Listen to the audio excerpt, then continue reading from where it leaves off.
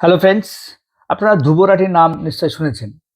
একজন world famous influencer YouTuber, যার million million subscriber, এবং একটা ভিডিও তিনি যদি দেন তাহলে 50 লাখ, 60 লাখ, 1 কোটি লোক কিন্তু দেখে। সে যাই হোক, তিনি জ্ঞানী মানুষ, ভিডিও করলে মানুষ দেখবে, কোনো অবজেকশন নেই। কিন্তু রিসেন্টলি তিনি একটি বিহার ইলেকশন নিয়ে ভিডিও ইউটিউবে ছেড়েছে, এবং সেখানে তিনি ব্ল্যাটেন্টলি আমাদের ইলেকশন কমিশন, আমাদের গণতন্ত্রের উপরে জারপন্যায় অ্যাটাক করেছেন। তিনি বলেছেন যে বিহার ইলেকশনে যেভাবে এনডিএ জিতেছে, এটা পুরো ইলেকশন কমিশনের কারসাজি। ইলেকশন কমিশন ইচ্ছা করে এনডিএ গভর্নমেন্টকে জিতিয়ে দিয়েছে। এবং তিনি এও বলেছেন যে আমার কোনো পার্টির সঙ্গে সংসর্গ নেই, একমাত্র জনস্বরাজ পার্টি, তাকে আমি ভালোবাসতাম, কিন্তু সে সিট পায়নি, ওই জন্য আমার মনে দুঃখ হয়েছে। তো সেই দুঃখ থেকেই তিনি এই ভিডিওটা আপলোড করেছেন, ফার্স্টেশন থেকে। তো তিনি কি কি যুক্তি দিয়েছেন বিহার ইলেকশন যে ফ্রড হয়েছে, সেই যুক্তিগুলো আমরা জানবো, এবং তার সঙ্গে সঙ্গে কাউন্টার যুক্তিগুলো আমরা জানবো। যে ধ্রুব রাঠি যেটা আপলোড করেছেন, যে যুক্তিগুলো দিয়েছেন, সেটা কতটা সত্যি আর কতটা ফিকটিটিয়াস, মন গড়া, সেটা কিন্তু আমরা ভিডিওতে জানবো। প্রথমে তিনি বলেছেন যে ইলেকশনের আগে বিহারের মহিলাদের 1 কোটি সামথিং বেশি, তাদেরকে 10,000 টাকা করে দেওয়া হয়েছে, এবং বলা হয়েছে ভোটের পরে 6 মাস পরে 2 লক্ষ টাকা করে দেওয়া হবে বিভিন্ন বিজনেস করার জন্য। এটা নাকি তিনি বলেছেন ব্রাইব করা হয়েছে, ভোটারদেরকে ব্রাইব দেওয়া হয়েছে। তো আমার প্রশ্ন হচ্ছে, এটা কি শুধুমাত্র এনডিএ গভর্নমেন্ট এই প্রথম করলো? আর কোনো ভারতবর্ষে কোনো পার্টি কোনোদিন করেনি? করেছে। আমি এক করে বলছি। দেখুন, ফার্স্ট তেলেঙ্গানাতে রায়তু ভরসা বলে একটা স্কিম লঞ্চ করেছিল ঠিক 2024 সালে লোকসভার আগে। সেখানে 5,000 থেকে 7,500 টাকা পর্যন্ত ক্রেডিট হওয়ার জন্য তারা আশ্বাস দিয়েছিল। 2 নম্বর হচ্ছে হিমাচল প্রদেশ। সেখানে ইন্দিরা গান্ধী পিয়ারি বেহানা সুখ সম্মান নিধি, যার আওতায় 1500 টাকা করে পার মান্থ পাবে মেয়েরা, সেটা জাস্ট এই 2024 সালের লোকসভা ভোটের আগেই অ্যানাউন্স করা হয়েছিল। আর একটা আছে কর্ণাটকে, সেখানে গৃহলক্ষ্মী স্কিম, সেখানেও কিন্তু 2,000 টাকা করে ঢুকবে, ঠিক অ্যানাউন্স করা হয়েছিল 2024 সালের ভোটের আগে। এটা তো একটা পার্ট অফ স্ট্র্যাটেজি। বিভিন্ন রাজনৈতিক দল তারা এইভাবেই ভোটারদেরকে, যদিও বা এটা ইলেকশন কমিশনের নিয়মের মধ্যে পড়ে না, যে এটাকে ইলেকশন কমিশনের নিয়মে বাধা করা আছে যে এটা দেওয়া উচিত না, কিন্তু it's a part of strategy. বিভিন্ন গভর্নমেন্ট তারা চায় যে ভোটার যাতে বিভিন্ন স্কিম লঞ্চ করলে তাদের ভোট দেয়। এটা তো সবাই চাবে, এটা তো কংগ্রেস করেছে, বিজেপি করেছে।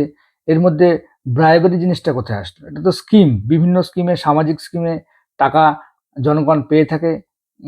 এটা একটা পার্ট অফ পলিটিক্স। এখানে ব্রাইবারি কথাটা কেন আসলো? সেটা 1 নম্বর অবজেকশন। 2 নম্বর, তিনি বলেছেন ডুপ্লিকেট ভোটার্স। এসআইআর বিহারে হচ্ছে, সারা দেশ জুড়ে এসআইআর হচ্ছে, 12টা রাজ্যে হচ্ছে। ডুপ্লিকেট ভোটার্স বাদ দেওয়ার জন্যই তো এসআর হচ্ছে, special intensive revision. Duplicate, dead, migrated, shifted, এই সমস্ত ভোটারকে বাদ দেওয়ার জন্যই তো এসআর হচ্ছে। তিনি বলেছেন ডুপ্লিকেট ভোটার ছিল 3.5 লাখ 60,000 নাকি এখানে ডুপ্লিকেট ভোটার ছিল। তো তিনি অবজেকশন করেননি কেন? কংগ্রেস গভর্নমেন্ট কেন রিপোলের জন্য বলেনি? আচ্ছা, 3 নম্বর, তিনি বলেছেন স্পেশাল ভোটার্স ট্রেন। এ এক গজব কাহিনী। হরিয়ানা থেকে নাকি 4টে ট্রেন এসেছিল বিহার ইলেকশনের আগে, এবং সেই 4টে ট্রেনে করে বিহারের যারা মজদুর আছে, যারা বাইরে কাজ করতে গেছে, তাদেরকে নাকি বিজেপি ট্রেন ভাড়া করে নিয়ে এসছে। আচ্ছা, 4টে ট্রেনে কত ভোটার ধরে? আপনার যদি একটু আইডিয়া থাকে, মোটামোটা বিচার করলে, যদি একটা ট্রেনে 1,500 লোক ধরে, 4টে ট্রেনে হার্ডলি 6,000 লোক ধরে, আমি সর্বোচ্চ দিলাম 10,000 লোক ধরে। এখন এই 10,000 লোকই যে বিজেপিকে ভোট দেবে, এনডিএ কে ভোট দেবে, তার কোনো কথা আছে? এবং এই 10,000 ভোট পেলেই কি এনডিএ এতগুলো সিট পেয়ে গেল, জেডিইউ এতগুলো সিট পেয়ে গেল? এটা কোনো যুক্তি হলো? 4 নম্বর, তিনি বলেছেন সিসিটিভি, মানে সিসিটিভি ফুটেজে নাকি ইলেকশন কমিশন নিয়ম বদলে ফেলেছে, এখন নাকি সিসিটিভি ক্যামেরা দেখাবে না। তো আগের যে ভূতপূর্ব আমাদের ইলেকশন কমিশনার ছিলেন, তিনি বলেছিলেন যদি একটা লোক 8 ঘন্টা করে আহ, দেখে প্রতিদিন, তাহলে তার 3600 বছর লাগবে সিসিটিভি দেখতে। আর সিসিটিভি দেখে ডুপ্লিকেট ভোটার চেনা কি সম্ভব ব্যাপার? এত বড় একটা ইলেকশন হচ্ছে সেখানে। এগুলো সবই কিন্তু আপনার মন গড়া কথা। মন যখন না মানে, যখন কোনো বিষয়ে আপনি হেরে যাবেন, তখন কিন্তু আপনি নিজেকে দোষ দেওয়ার বদলে আপনার পরিস্থিতিকে দোষ দেবেন। যে আমি এটা পরীক্ষায় ভালো ফল করতে পারিনি, কারণ পরীক্ষা হলে খুব গরম ছিল, আমার পেনে কালি ছিল না, হ্যাঁ, আমার যে খাতাটা দিয়েছিল সেটা লেখা মানে নোংরা খাতা বা লেখা যাচ্ছিল না, বা যে টিচার খাতা দেখেছে সে আমার হাত লেখা বুঝতে পারেনি। এই সমস্ত কিন্তু যুক্তির অবতারণা করবেন আপনি। তো সেই ধরনের ফিউটাইল যুক্তি কিন্তু ধ্রুব রাঠি দিয়েছেন। যাই হোক, 4 নম্বর গেল। 5 নম্বর বলেছেন ভোটার ডিলিশন। তিনি বলেছেন বিহার ভোটে ইলেকশন কমিশন 46 থেকে 47 লোক ভোটার বাদ দিয়েছে।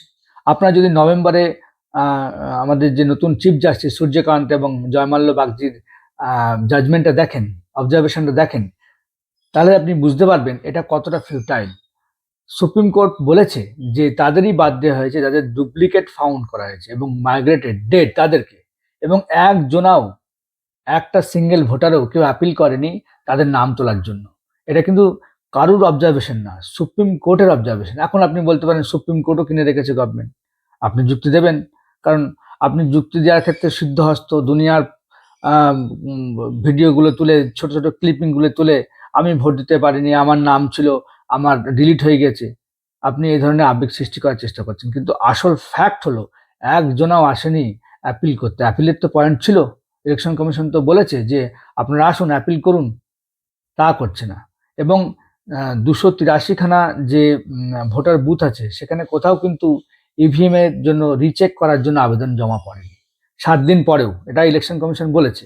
তাহলে এত যদি সন্দেহ হয়, তাহলে তো আপনি কংগ্রেস গভর্নমেন্ট করতে পারতো রিচেকের জন্য, যে হ্যাঁ আমরা আবার চেক করবো ইভিএম গুলোতে, কিন্তু সেটা এখনো পড়েনি। যাই হোক, 6 নম্বর বলেছে biasness of election commission. Election commission নাকি বায়াস করেছে। কোথায় বায়াস করেছে? 2 দফায় ভোট হয়েছে সেখানে, সেখানে স্পেশাল ইন্টেন্সিভ রিভিশন হয়েছে। সেখান থেকে যারা ডেড, ডুপ্লিকেট সমস্ত ভোটারকে বাদ দিয়ে স্বচ্ছ করা হয়েছে। তারপরেও তিনি বলেছেন যে বায়াসনেস করেছে ইলেকশন কমিশন। তিনি একটা জিনিস বলতে ভুলে গেছেন, যেটা আমি বলা হয়নি। একটা জিনিস বলতে ভুলে গেছেন যে বিহারে যে উন্নয়নটা হয়েছে সে কথা তিনি একবারও তার ভিডিওতে তিনি বলেননি। আমি সেই উন্নয়নগুলোই আজকে বলবো। যে আরজেডির যে জঙ্গল রাজ ছিল, তার থেকে কিন্তু জেডিইউ এসে বিহারে সুশাসন বাবু বলে আমাদের নীতিশ কুমারকে। নাশাবন্দি, যে বিহারে যে মদ নিষিদ্ধ হয়েছে, এটা কিন্তু একটা বড় পরিবর্তন। এবং এর ফলে যে গৃহস্থ হিংসা, যে ডোমেস্টিক ভায়োলেন্স, এটা অনেক কমেছে। এবং আরও পাটনা মেট্রো উদ্বোধন হয়েছে বিহারে। তারপরে মহাত্মা গান্ধী সেতু, বিহার থেকে নর্থ বিহারে যোগাযোগ সিঁড়ি হয়েছে। তারপরে ইথানল প্রোডাকশনে বিহার একটা এমার্জিং স্টেট চলে এসছে, ব্যাপক ইথানল উৎপাদন হচ্ছে। মুজাফরাপুর ব্যাগ ক্লাস্টার তৈরি হয়েছে, অর্থাৎ সেখানে মহিলারা ব্যাগ তৈরি করবে। তারপরে ম্যাথস টিচার রিক্রুটমেন্ট হয়েছে, প্রায় 2 লাখের কাছাকাছি বিহারে রিক্রুটমেন্ট হয়েছে। তারপরে এইমস হয়েছে দরভাঙ্গাতে। তাহলে হর ঘর নলকা জল 98% সাকসেস হয়েছে এখানে। তাহলে এই যে এত উন্নয়নগুলো হয়েছে, এর একটাও কিন্তু ধ্রুব রাঠি তার ভিডিওতে বলেনি। শুধু বলেছে ভোট চুরি, ধাঁধলাবাজি, ডিলিটেশন, কোথার থেকে ট্রেন নিয়ে এসছে, এইগুলো। ধ্রুব রাঠি একবারও উন্নয়নের কথা বলেনি, শুধু নেগেটিভ দিকগুলোই বলে গিয়েছে। ইলেকশন কমিশন, তাদের উপরে দায়িত্ব সারা দেশ জুড়ে ইলেকশন করা, তারা নাকি বায়াস, ভোট ডিলিট করা হয়েছে, সমস্ত কিছুই নাকি এখানে ফেক। আমাদের গণতন্ত্রের উপরে একটা অভিযোগ তিনি তুলেছেন। কিন্তু আমরা অ্যাজ এ নাগরিক হিসাবে আমরা এটুকু বলতে পারি, আমাদের ইলেকশন কমিশন যেটা করছে দেশের হিতের জন্যই করছে। ধ্রুব রাঠির মতো এই সমস্ত সাতির লোক, এদের ভিডিওতে আপনারা প্রয়োজনে পা দেবেন না, ইনফ্লুয়েন্সড হবেন না। আপনারা সঠিকভাবে সঠিক চিন্তা লাগিয়ে দোষ ত্রুটি মার্জনা করে নিজে চিন্তা করুন যে একটা দল কখনোই এই সমস্ত করে জিততে পারে না যদি তার সত্যিকারের ক্রেডিবল কাজ সে না করে। জনগণ অত বোকা না, জনগণকে অত বোকা ভাবা উচিত না যে তারা 2000-5000 দিলেই ভোট দিয়ে দিল। ব্যাকলগে পেছন দিকে তারা যদি সুফল না পায়, রাস্তাঘাট, এডুকেশন, ইলেকট্রিসিটি, এই সমস্ত পরিষেবা যদি না পায়, তাদের কিন্তু 10,000 টাকা দিলেও তারা কিন্তু ভোট দেবে না। এটা কিন্তু আপনাকে ভাবতে হবে, আমাদেরকেও ভাবতে হবে। সুতরাং আপনারা যদি আমার সঙ্গে সহমত হন যে বিহারে এনডিএ গভর্নমেন্ট যে জিতেছে, সেটা সত্যিকারে বিহারের উন্নয়নের জন্যই মানুষ ভোট দিয়েছে। এর মধ্যে যদি অন্য কোনো কারণ নেই, আপনারা কমেন্ট করতে পারেন। আমার ভিডিও ভালো লাগলে অবশ্যই লাইক করবেন, আমার চ্যানেল সাবস্ক্রাইব করবেন। Thank you, tata, bye by.